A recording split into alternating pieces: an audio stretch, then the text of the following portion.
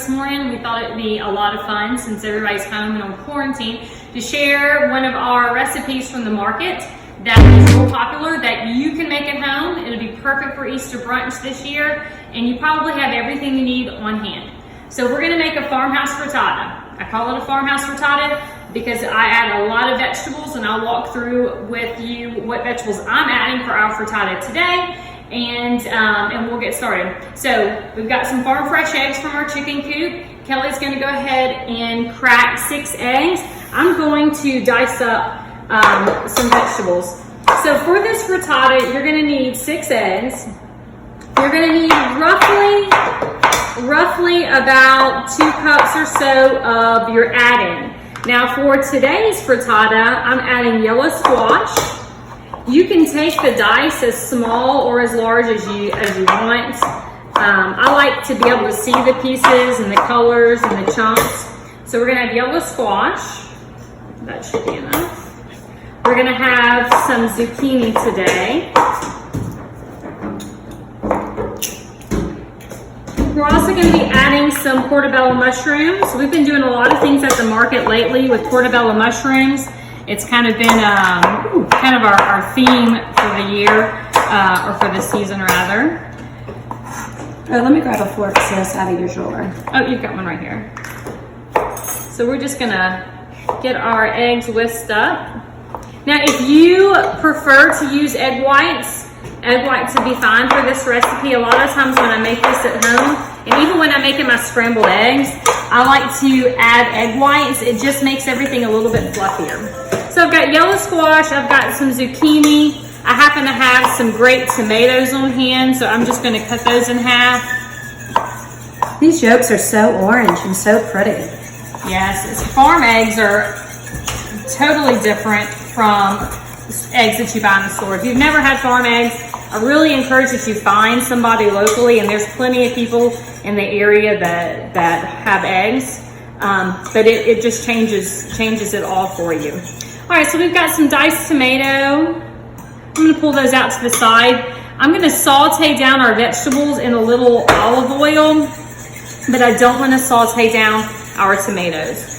We have some sliced baby bella mushrooms. White button mushrooms would work fine. And we're gonna add some red onion. Any vegetable, any onion that you have would be fine with us. Sis, will you put us a little bit of olive oil on our pan? Sure. Right behind you. I got the pan on, ready to go. Sure. I'm going to dice up some bacon.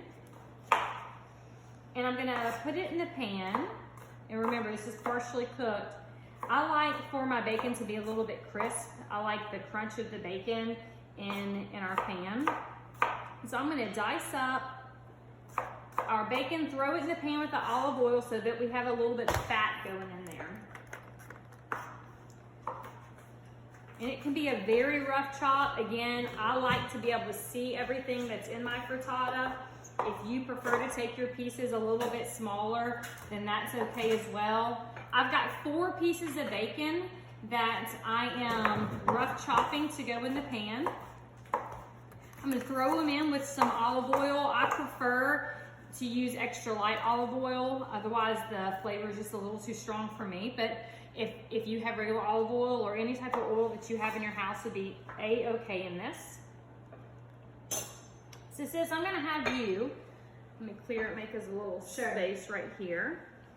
I'm gonna have you saute off all of these. Let me do a few more mushrooms. A little obsessed with mushrooms lately. Hey, let me grab a fork real quick. Go ahead.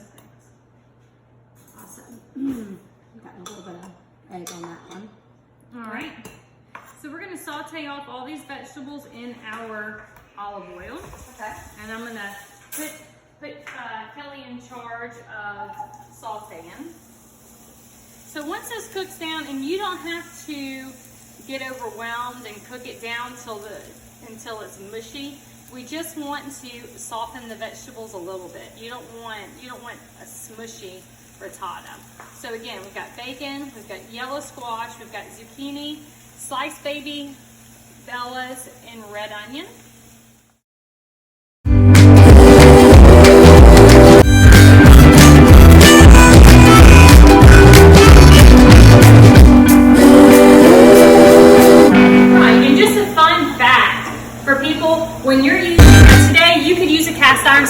I make this in a cast iron skillet all the time.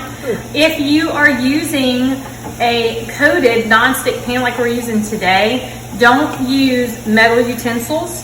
If you have coated pans at home and you see that flaking off of material, you're probably using the wrong utensil for the pan. So if you've got a nonstick pan, you need to be using a wooden utensil or a nylon utensil, something that can handle high heat. You don't want to be eating flakes. So while Kelly is getting that saute down, Jack, you can come on over. Now, This bacon smells so good. I know, it's that double smoked bacon that we use in the market. It makes such a difference. And I love it really is. It's a fabulous, fabulous bacon.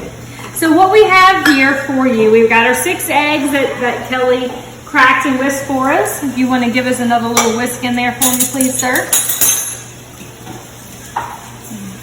That looks good. All right, so to our eggs, what we're going to add is, today we're using half and half. A lot of times at home, I cook with fat-free half and half. It's definitely not as rich and as decadent, but if you're looking to cut some fat, that's a way to go. You can use heavy cream, you could use milk as well. So we've got roughly, this is just under 4 ounces of full fat heavy cream, or heavy half and half that we're gonna add in here. Okay, just give it a gentle stir. Now we're gonna add our seasoning. And again, this is totally customizable based on what you like to eat at home. Today, I've got about a 1/4 teaspoon of garlic powder. We have a 1/2 teaspoon of sea salt, a 1/2 teaspoon of coarse ground black pepper, and I like to add my favorite seasoning to add to this frittata with the vegetables. It pairs perfectly. It's thyme. So I have 1/2 teaspoon, just under a 1/2 teaspoon of dried thyme that I'm gonna add and let Jack mix it in good. And when the heat from the vegetables hits this thyme, it just makes everything in the house smell fabulous. There we go. You're doing a really good job. And let me get us another utensil. Again, these are my favorite utensils. So let's go ahead. I'm going to get rid of our whisking fork. And you could use a whisk at home too. We just try to keep things real simple, okay? How are we looking under this? Looks good. It smells divine. Oh yeah. Just a couple more minutes. If you want to check in, you can see that it's starting to wilt. The vegetables are starting to wilt just a little bit. Some of the onions are starting to get that translucent look. Are you? You need to try to I'm going to say or? maybe just a couple more minutes. Okay, sure. Just a couple more minutes. And we'll finish getting our egg mix together. All right, so now we've got our eggs and our seasoning, and we've got our cream in our bowl. I'm going to add cheese. Now, this is another customizable option for you. Today, we're going to use sharp white cheddar cheese, and we're going to use some smoked Gouda. If you have Colby Jack on hand, if you have cheddar cheese on hand, whatever type of cheese that you like to use, you can mix in here. You can adjust. I like a lot of cheese. I think eggs and cheese are meant to go together. We've got just over a cup of cheese, and if you notice, I've got twice as much smoked Gouda as I do the white cheddar. I'm also going to go ahead and throw in our grape tomatoes that I have. If you'll back up just a second, now we're going to gently fold this in. Get all the good cheese in there. All right. Then we're just going to combine it all together. All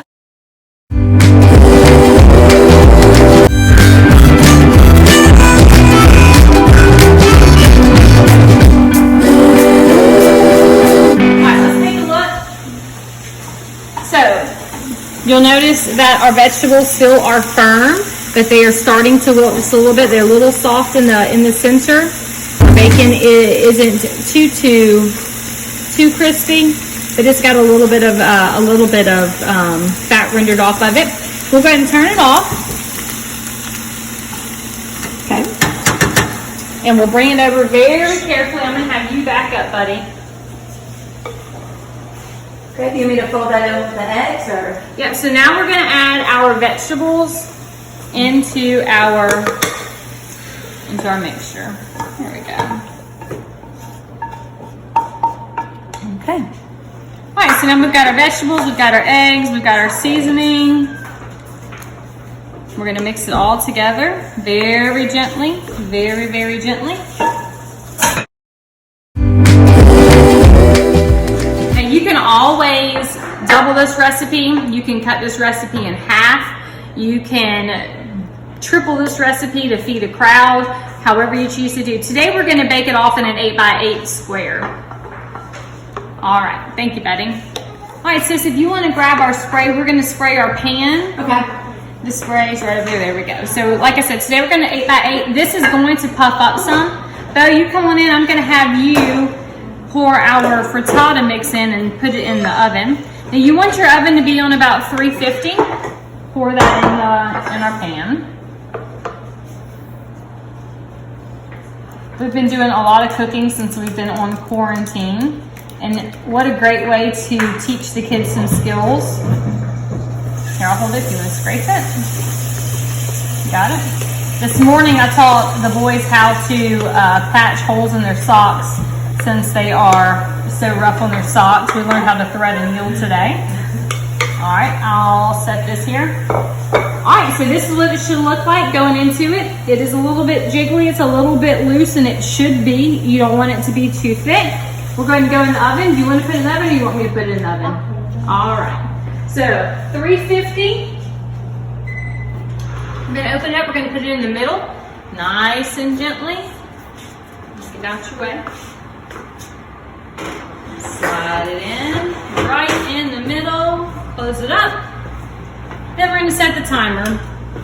Depending on the size of pan that you have put your frittata in, if it's a real thin layer of egg, it's not going to need to cook as long. For this 8x8 in this particular recipe, we're probably looking at maybe about 30 minutes.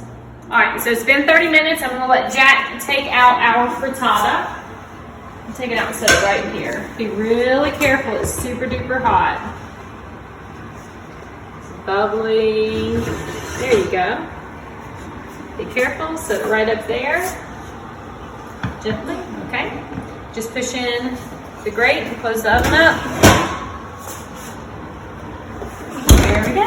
You can see all the vegetables, you can see the herbs, you can see it got brown around the edges. We're gonna let this sit. Now frittata, you can serve warm or at room temperature, but we're gonna let it sit for about 10 minutes before we cut it open.